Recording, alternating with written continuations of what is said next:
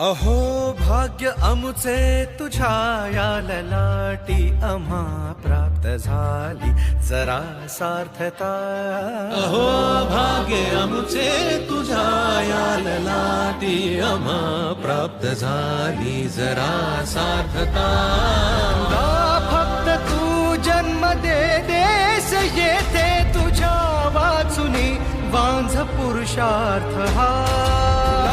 फक्त तू जन्म दे देस येथे तुझ्या वाचुनी वांझ पुरुषार्थ हा।